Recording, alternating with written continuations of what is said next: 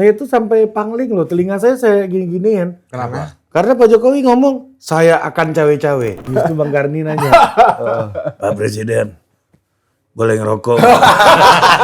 Ada pusing Bang Karni kelamaan. Udah kelamaan.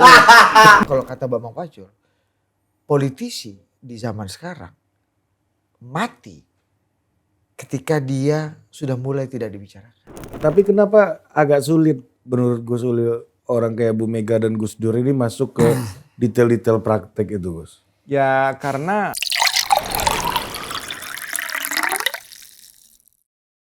kalau di Amerika terjadi sih itu, kalau menurut versi orang-orang Republik, Biden itu hanya proksinya Obama. Obama jilid ketiga ya. Ketiga. Jadi itu Obama 3 periode. Iya, sama kayak George Bush itu ya Reagan periode ketiga gitu. Persis. Tapi kalau Obama jauh lebih lebih ada poinnya memang. Karena era Presiden Biden di Amerika itu betul-betul kayak dia nggak punya peran apa-apa. Makanya kemarin ada isu di Amerika, Biden itu ketika menandatangani executive order atau kepres, itu pakai tanda tangan tidak basah, elektronik. Namanya auto pen. Jadi kalau gitu dia sebetulnya tidak exercising power.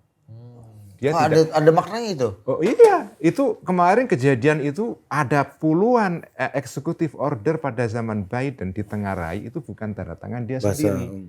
Bukan tanda tangan basah, tapi tanda tangan elektronik.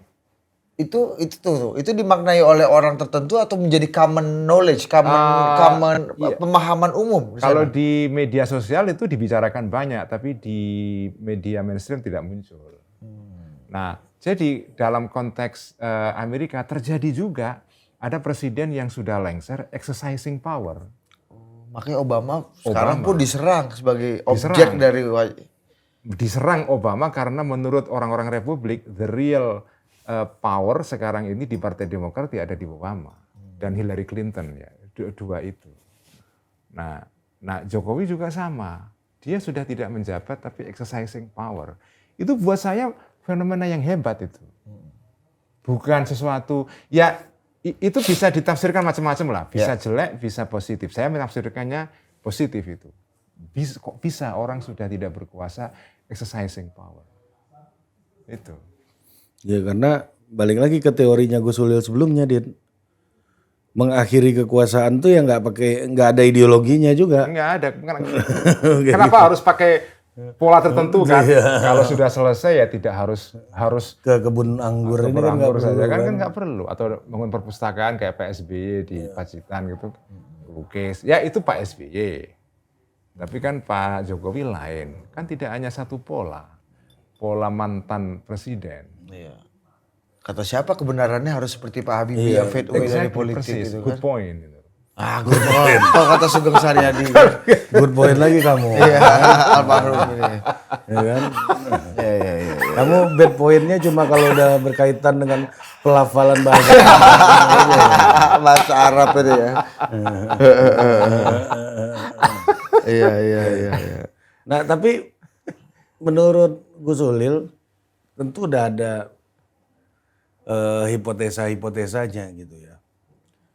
Orang kayak Pak Jokowi bisa masih exercise the power ini kan agak aneh dibandingkan nggak ada yang terjadi sebelumnya kayak gini. Polanya udah sendiri nih gitu.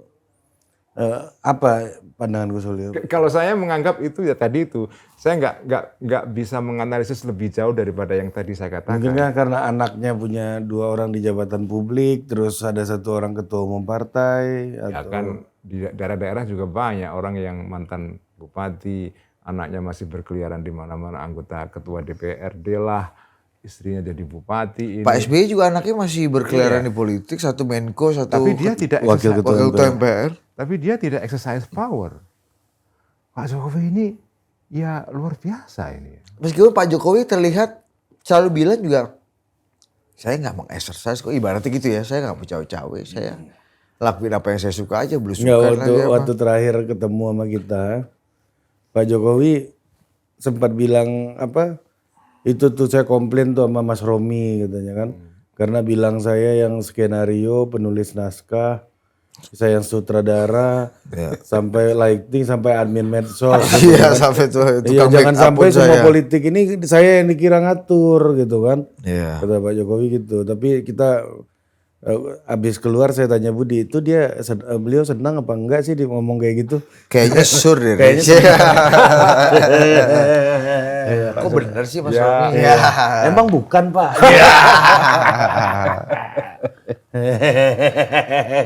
Tapi ya memang jujur saja pasti Pak Jokowi menikmati lah ya. Apa situasi dia masih relevan seperti sekarang. Iya betul. By the way Gus, ini aku nanya, ini mumpung ada Gus dulu. Dia ingat, ramai kemarin beberapa waktu lalu lah, wawancaranya Kiai Said nih. Tiba-tiba Abang Faisal. Ini mengenai cawe-cawe Pak Jokowi di NU gitu. Ada komentar gak? Saya no comment kalau itu. Iya. Fatsunnya tidak dapat kalau saya komentar ya. Tidak layak ya. Tidak jadi layak. komentar. Pertama karena saya santri ya. Iya, iya. Tidak berhak mengomentari kiai. Ya. Konservatif. Iya kan ya. Kalau santri kan harus Dari hormat Kiai, ya. dari Kiai, iya. Kita nanti kualat kan. Iya, iya. Tapi saya kan boleh juga coba-coba nanya ini kan. Boleh ya. Boleh. Ini Namanya ya, juga coba-coba kan. ini namanya wawancara doorstep ya. Terus tapi siapa tahu keluar kepala babi dimasak kan misalnya. Iya ya, saya santri nggak mau atau nggak berani persisnya lah komentar ya. Tapi kalau balik ke Pak Jokowi tadi Gus ya.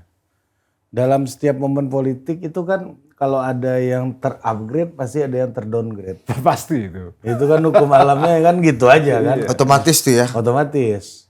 Nah, gue Yang terdowngrade pasti kan marah kan, Iya. bikin ribut dan Iya. seterusnya. Justru keributan-keributan ini adalah orang-orang yang terdowngrade ketika kekuasaan Pak Jokowi masih efektif dong. Iya betul. Iya ya. Orang-orang yang terdowngrade inilah yang melegitimasi efektivitas kekuatan Pak Jokowi pasca dia lengser kan. Betul. Jadi secara tidak langsung orang-orang yang mempersoalkan Pak Jokowi ijazahnya ikut cawe-cawe lah, mereka secara tidak sengaja membuat Pak Jokowi tetap relevan. Ada juga yang punya teori ya atau punya pandangan bahwa ya jangan-jangan ini juga di-create gitu. Oleh Pak Jokowi sendiri. Ya kira-kira begitu. Ya, atau pihaknya Pak Atau Jokowi punya lah. Pak Jokowi Iya. lah. Sama seperti yang ada yang dibilang itu Gus, soal ijazah ini kan gampang banget dipatahkan. Iya. Tapi kenapa di-entertain bahkan oleh Pak Jokowi sendiri gitu. Atau soal SMK apa mobil SMK. Mobil SMK ya Kan kan. ada yang mau. Boyamin, anaknya Boyamin pula kan.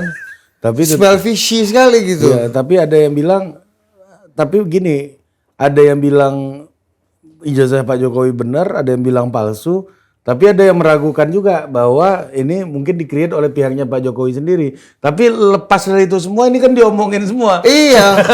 Ada yang beropini terus. Iya, terus-terus kan opini kan. Ya, nanti ada muncul teori baru lagi entah apa gitu kan. Iya kan ijazahnya kena banjir itu misalnya kan kita nggak tahu. Tiba-tiba gitu. orang tiba-tiba ada pengakuan alumni. Tiba-tiba ya kan tiba-tiba ada Amin Rais ngomong. Iya. Tiba-tiba ada orang datang ke rumah Pak Jokowi terima.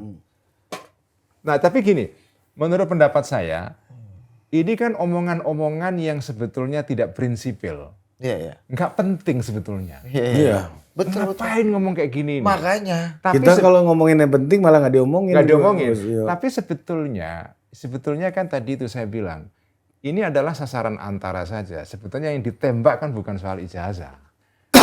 Iya, tapi Ada sesuatu yang lain. ini kan kalau itu kan gampang banget matahin ya Gus. Memang. Harusnya udah selesai cari topik yang lain. Tapi kan bergulir terus gitu. Dan aku ngerti judgement media kenapa terus memberitakan ini. Karena wajar ini melibatkan kontroversi satu. Kedua melibatkan tokoh yang besar. Besar, ya. Dan clickbait. Clickbait. Jadi wartawan Solo pasti menunggu terus apa kelanjutannya. Karena pasti ini masuk dalam berita. Secara unsur kelayakan berita ini masuk semua. Iya. Ya kayak dulu lah zaman generasi saya. Kalau ada segala sesuatu yang berkaitan dengan Rendra diberitakan, semua orang baca. Karena Rendra begitu.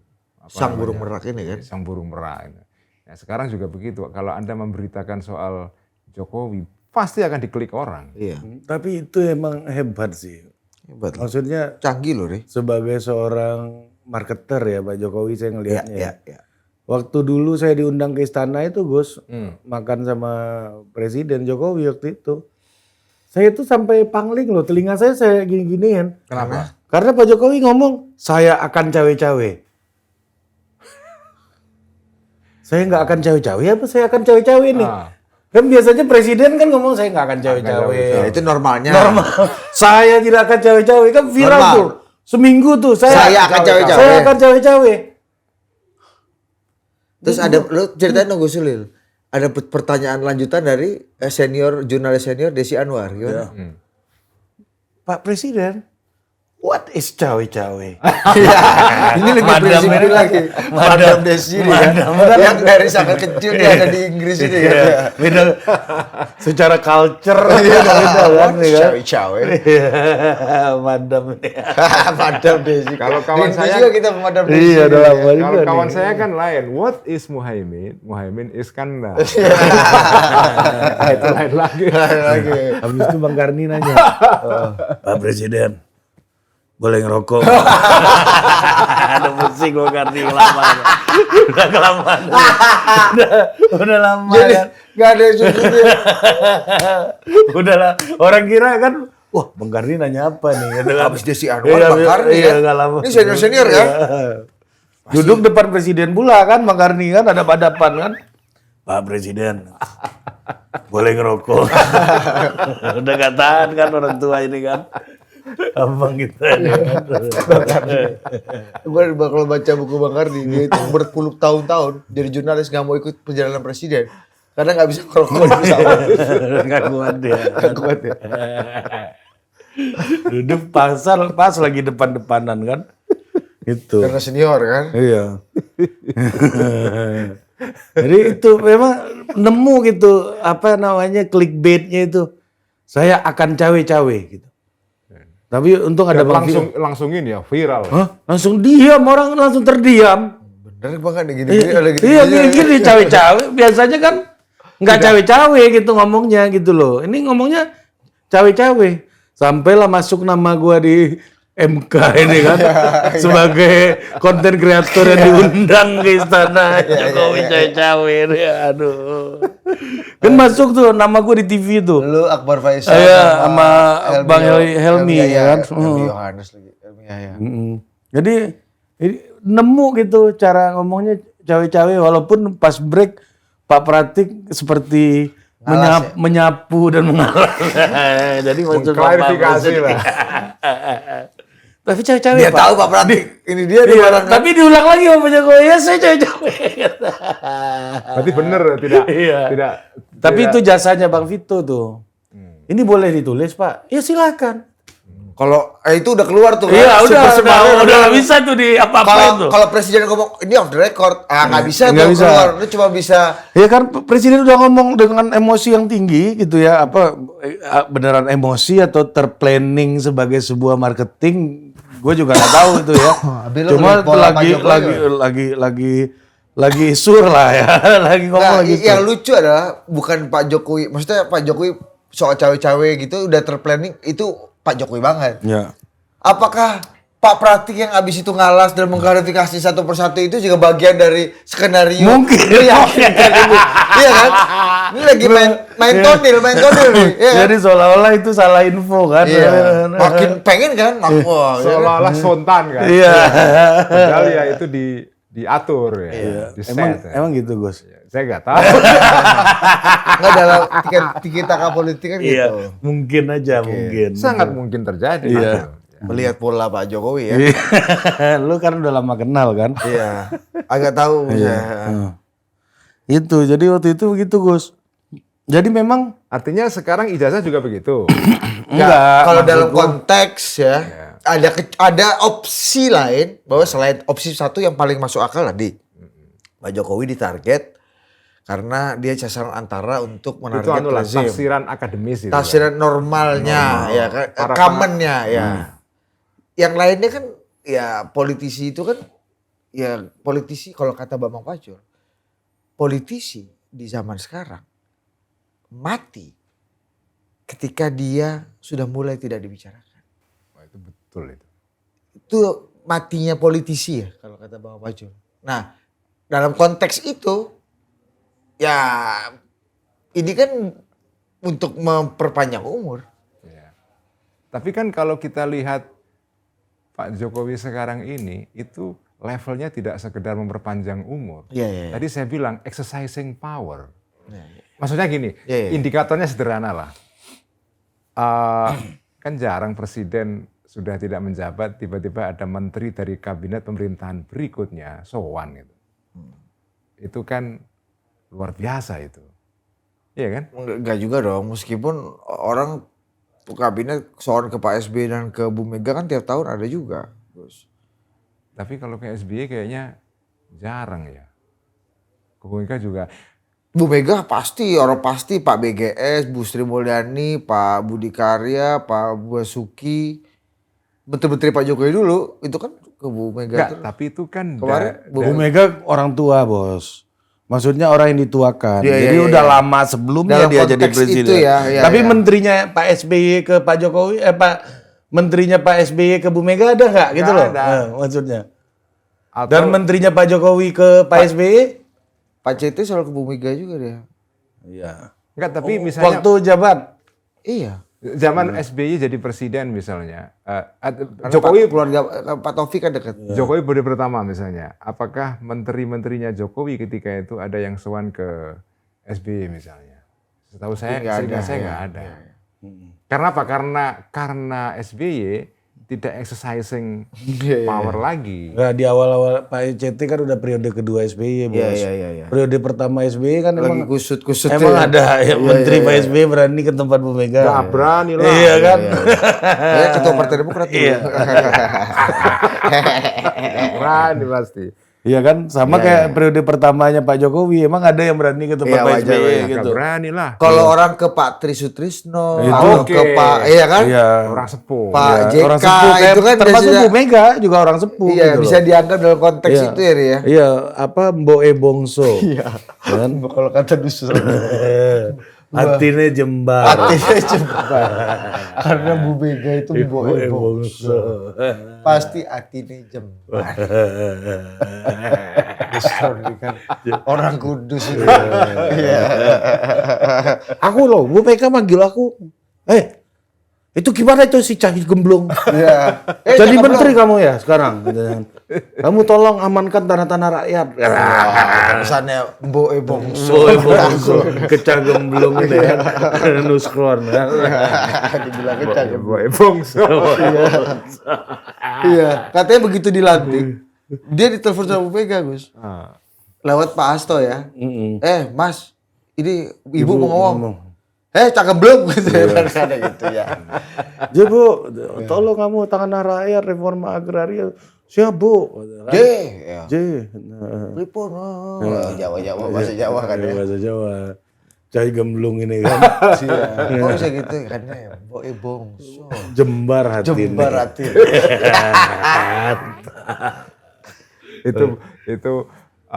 itu apa maknanya beneran atau apa? Beneran. Kalau dari wajah sih serius. Kalau Nusron kan kita nggak tahu pada beneran kita wajah sama-sama Tapi serius serius. gua. Pak Prabowo ini udah 20 tahun menjadi anggota Bansur, gitu kan. Wajah serius, Gus. Bener apa enggak kan kita nggak Kita tahu. nggak tahu, ya. Iya kan? Itu harus verifikasi lagi kayak ijazah ini kan. Iya, harus ada validasi lagi.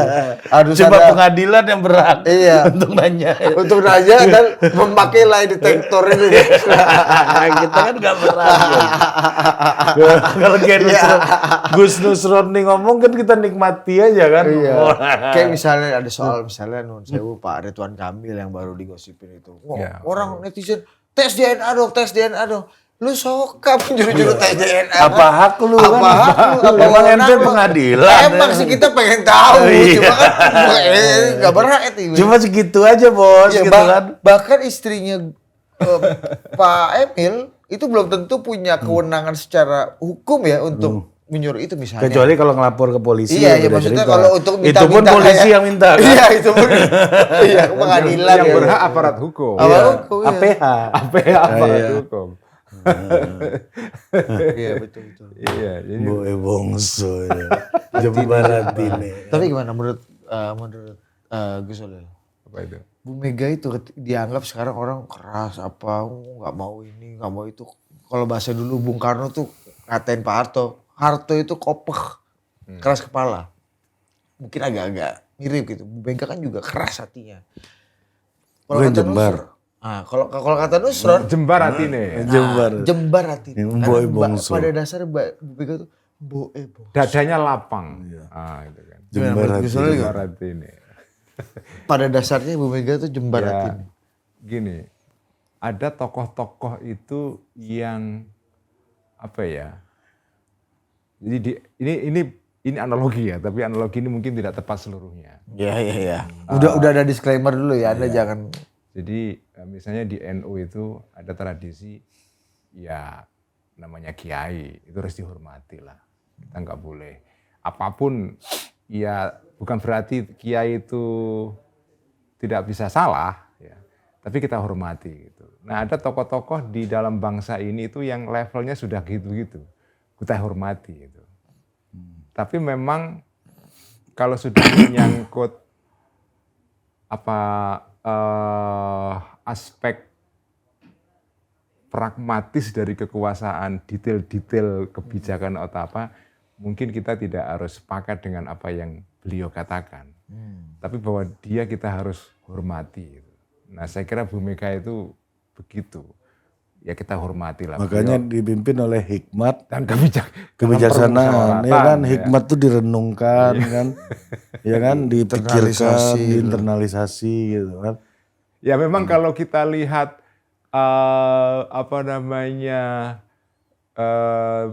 tindakan-tindakan politiknya ya, mungkin kita merasa tidak sreg dengan Ibu Mega. Ya.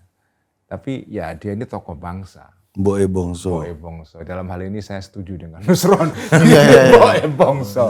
Jadi ya kita hormati. Jadi, nah tapi orang seperti ini memang seharusnya tidak bergulat dengan keseharian politik. Keseharian politik itu. Jadi Dewan Pembina BPIP itu udah benar itu. Betul. Karena begitu masuk di dalam pragmatic of politics itu ya dia pasti terkena getahnya. Transaksi harian ini ya. Betul. Jadi ya pasti kena lah cipratan-cipratan ini itu ya. Nah, jadi ya sebaiknya orang yang pada posisi seperti itu memang lebih mengambil jarak dari kekuasaan sehingga kita punya tokoh yang kita jadikan sebagai simbol kehormatan gitu ya. Makanya menurut saya memang agak repot ya tokoh seperti Ibu Mega ini.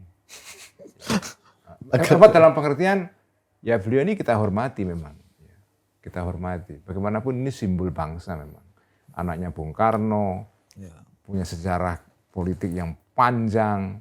Mantan presiden. Presiden perempuan pertama kita. Pertama. Jadi ya tapi kan kita memang ya melihat beberapa bukan manuver ya, tapi tindakan-tindakan politik Bu Mega beberapa waktu terakhir misalnya. Ya mungkin kita nggak sepakat ya. Ya samalah dulu dengan misalnya kayak Gus Dur gitu kan. Baru saya mau ngomong. Ya Gus Dur juga ada tindakan-tindakan politik beliau yang kecil-kecilnya ya. Mungkin ya kita nggak sepakat kan. Di detail-detail praktek ini Gus kan. Iya. Iya kan. Ya. Tapi kan ya beliau tokoh bangsa. Dan memang ya legasinya ada. Orang seperti Bu Mega kan legasinya juga ada. Tapi kenapa agak sulit menurut Gus Solil orang kayak Bu Mega dan Gus Dur ini masuk ke detail-detail praktek itu Gus? Ya karena ya tadi itu membuat kita jadi sulit kalau kita mau kritik atau apa kan. Kalau kita mau mengkritik dengan keras tokoh yang sudah pada level seperti ini kan enggak enak. Gitu. Tapi kalau kita ngkritik Pak Dasko kan enak. Karena pemain. Karena pemain. Masih di usia produktif. Bukan usia produktif, usia emas lah, usia puncak kan. Kita ngkritik Erlangga kan biasa. Masih usia puncak kan. Iya. Dan ada di lapangan bos. Iya. Harusnya kan beliau-beliau ini di Royal Box aja nonton. Betul. Ya kan? Iya persis. Di Legend Tribun ini kan. Iya. Dengan view yang bagus, hidangan yang nyaman Iya. ya kan. Kalau kadang-kadang oleh pemandu Karena pemandu gini suara ya, kalau menurut saya nggak tahu Gus Ulil setuju apa enggak. Ketika seorang tokoh itu harus masuk ke dalam daily politics, itu butuh ketekunan ekstra untuk melayani satu persatu orang gitu. Betul. Nah udah di level Bu Mega, Gus Dur kan untuk melayani orang satu persatu itu kan bukan hal yang mudah karena udah di level udah nggak bisa ngomong enggak. Iya. Misalnya orang minta tolong sama Gus Dur nggak pernah bilang enggak kan gitu misalnya. Iya. Kalau di dalam politik harian untuk bilang enggak pun ada caranya kan. Enggak orang ditolak tapi dihibur, hatinya dibikin senang kan. Betul. Kayak Pak Jokowi sama Budi ini lah kan. Dibikin suruh kan. Benar juga kamu. Itu gini, suka gini. Siapa tadi? Ya. Didengerin. Jadi kau merasa Sur, makin keluar ilmu kita kan, Bos, ya kan? Dikasih sur aja kan. Iya, habis itu beda semua kan. Nggak diangkat jadi apa-apa dia. Fitnah dapat suruh kan. Fitnah terus, Iya ya kan? kan? Dianggap cebok kekuasaan, penjilat. Orang minta tolong Budi pun urusannya udah mulai random-random belakangan nih. Waktu Jokowi masih presiden. Udah mulai random-random. Udah mulai di luar area kompetensi. Iya, udah mulai di luar yurisdiksi. Tapi itu karena daily politics kan butuh tenaga, butuh ketekunan. Kalaupun nyakitin orang ada caranya gimana, tahu caranya segala dan macam. juga kotor juga memang. Iya dan kotor juga. Politik itu memang kita ya harus mengakui kotor memang. Tapi kekotoran itu kekotoran yang diperlukan. Ini baru lagi nih, Gus. Ya, kalau nggak bisa kotor ya nggak bisa kita memang. Artinya ya wilayah politik, makanya saya dari dulu, saya tuh kagum sama politisi. Kenapa? Karena beda dengan pengusaha atau dosen di kampus. Pengusaha, taruhlah pengusaha ya. Pengusaha itu beroperasi di dalam ruangan yang bisa mengontrol dia. Artinya terprediksi lah. Kamu misalnya sebagai pengusaha bisa memprediksi faktor-faktor eksternal. Kalau begini. Karena areanya juga sempit, aktor-aktornya bisa Terbatas. Di politik, Pak, tidak begitu. Luas sekali arenanya dan aktornya bisa muncul setiap saat dan kita nggak bisa memprediksi. Turnover tinggi kan. Turnover tinggi dan dinamikanya itu nggak bisa kita prediksi. Makanya kalau ada orang berhasil di dalam politik, buat saya itu hebat sekali. Udah panggil Pak, udah kayak Jokowi nih, udah mulai ngolah. gini Pak. Wah, masuk Tadi sesi udah olah nih. mandiin, sekarang panggil Pak. Masuk sesi olah nih kan. Template. Nah, tapi kan banyak orang yang memandang politisi itu jijik kan. Karena Nah dijijiin orang pula. Udah dinamis, dijijikin dijijiin betul. pula. Jadi makanya buat saya Hebat. politisi itu hebat. Dengan segala kekurangannya ya bagi saya bekerja di wilayah politik itu berat sekali. Pasti akan nyenggol kotoran ya. Betul. Karena berat kita sekali. bekerja di septic tank ini kan. Dan Anda nggak bisa mengatur kehidupan ini kalau tanpa politik itu. Makanya politik itu adalah evil tapi necessary. Betul. Kalau kata Pak Jokowi, Serius. kalau kata Pak Jokowi, partai politik itu penting sekali loh Pak. Kepala daerah dari sana, presiden, wakil presiden, regulasi semua. Jangan sampai dipimpin sama orang-orang yang nggak benar. Nah, gitu. Atau diputuskan oleh orang-orang tertentu saja. Terus apa lagi? Hebat itu. Enggak gitu, spill dikit aja lah. Tapi itu kan betul. Iya. Kan begitu. Yang memang buka faktanya. penuh buat member ya. Ada Buat PM. Coach Justin. Buat Ada member paywall. gua gitu kan. Gua akan ngomong ini. Tapi udah diomongin. Suruh member. Oh ini mah rangkuman dari 20 kali authority nih. Suruh Spill-nya udah gitu lagi. member. Oke. Iya. Nah Pak Jokowi balik lagi ya, maksudnya tadi itu menarik tadi Budi sampein itu Gus. Apa? Lu bilang tadi? Apa tuh? Yang terakhir tadi lu bilang? Partai politik Politik itu itu penting, Penting Pak. Pak. Gitu kan. Penting sekali Pak. Kepala daerah. Menteri semua di sini. Anggota DPR. Pak itu artinya kan dia kan. Ya Pak itu kita berdua. Kita ini Pak Jokowi Iya, kita kita berdua. berdua aja nih. Penting Pak. Abis ini Didit nggak bisa kayak gitu Dit. Gitu ada Ari, udah boleh lain nggak bisa gitu Pak. Wow, udah Pak. Kena framing nih kita. Ada maksud dan tujuan nih udah Pak nih kan. Nah, tapi gini Gus, kalau kita lihat orang kayak Pak Jokowi gitu ya, orang kayak Gus Dur, Bu Mega gitu ya. Ini kan tokoh-tokoh yang ya tadi mungkin ya berat juga untuk apa namanya, kita nggak bisa membayangkan nih tangannya kotor gitu ya, maksud Gus Ulil tadi. Memang iya. Jadi sebaiknya dia bermain pada makro politik ya. Apa high politik. Iya, kalau mikropolitik itu sebaiknya jangan memang. Tapi kalau misalnya mereka toh bermain dalam mikropolitik, saya berkeputusan okelah tutup mata. Karena mereka sudah punya jasa besar dalam makropolitik. Kira-kira begitu. Ya, itu. Tapi tidak berlaku pada semua orang. Ada tokoh-tokoh yang levelnya sudah begitu. Ya. Dia sudah punya legacy besar dalam makropolitik. Sehingga mikro politiknya itu kalau sedikit-sedikit Wajar lah. ya agak kurang pas, sudahlah.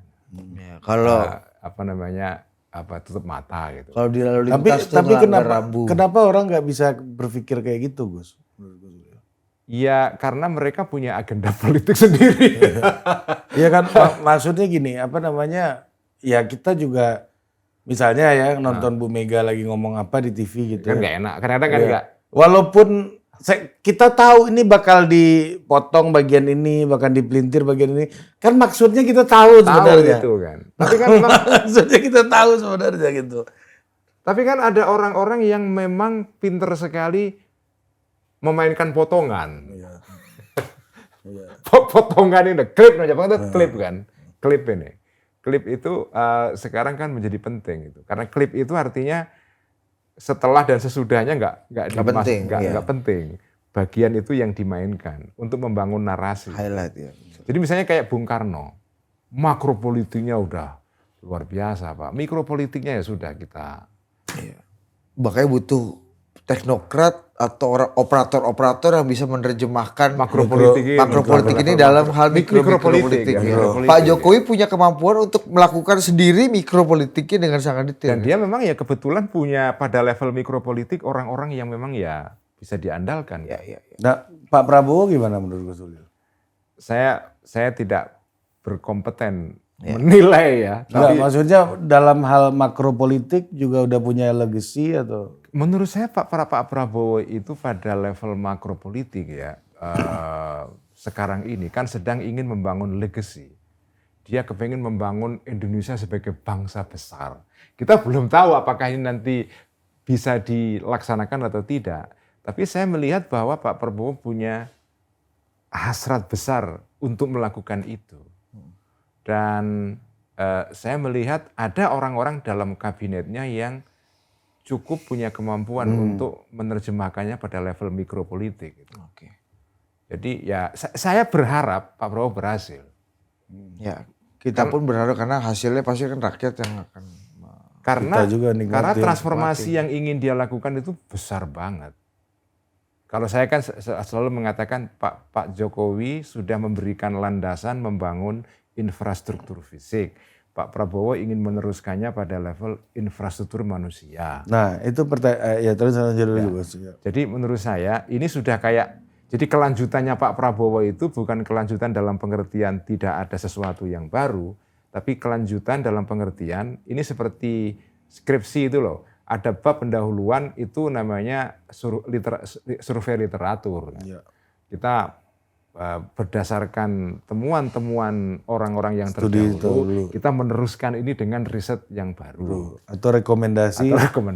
Rekomendasi studi lanjutan. Kan? Itu di penutup kan? Iya di penutup. Nah tapi pertanyaan saya, ya ini sebagai penutup juga ya.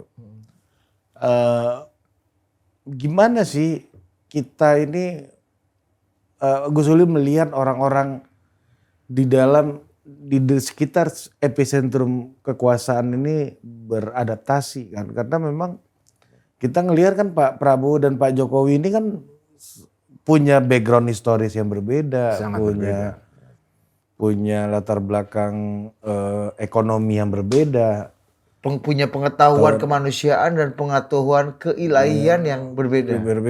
ya, dan kedua-duanya berbeda lah gitu. Dan pasti responnya terhadap sebuah pertarungan dan situasi politik juga pasti akan berbeda kan. Tapi ya sayangnya ada banyak orang-orang yang sama ingin tetap berlanjut di dalam sini kan gitu. Betul. Situasinya kan itu sekarang Gus. Ya, saya melihat sih salah satu tantangan terbesar penguasa baru adalah kan melakukan konsolidasi kekuasaan. Jokowi berhasil melakukan itu. Nah, Prabowo sekarang menurut saya sih masih pada proses itu. Tadi saya mengatakan efisiensi itu barangkali merupakan bagian dari ini. Melakukan konsolidasi kekuasaan supaya efektif. Pak Prabowo punya Kontrol. Jadi kan gini, dia punya mimpi besar. Nah, dia tampaknya mimpi besar ini kalau dalam pandangan saya, tampaknya dia percaya mimpi besar ini hanya sukses kalau didukung semua kelompok. Makanya dia merangkul semua orang. Ibu Mega juga dia rangkul. Tapi merangkul banyak orang itu juga ada resikonya. Karena orang-orang yang Anda rangkul ini punya interest yang berbeda-beda. Anda harus tanda kutip mendisiplinkan juga. Nah, bagaimana mengontrol dalam pengertian yang lain ya. Bagaimana Anda mengontrol itu ya dicari cara macam-macam.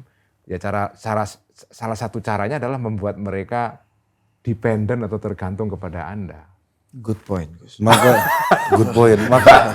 Makanya ketika ada isu efisiensi pada banyak yang marah. Marah semua Iya, karena itu karena kakinya dipotong. betul, itu adalah komitmen untuk berkontrak, lu mau dikontrol atau Betul, tidak gitu. Iya. Ini kan loh, kalau saya penguasa saya harus ngontrol kamu dong karena saya punya mimpi yang harus saya jalankan. Kamu harus menjalankan visi saya. Tapi ini kan Pak Prabowo pasti sadar orang-orang ini juga mau bermain di dalam.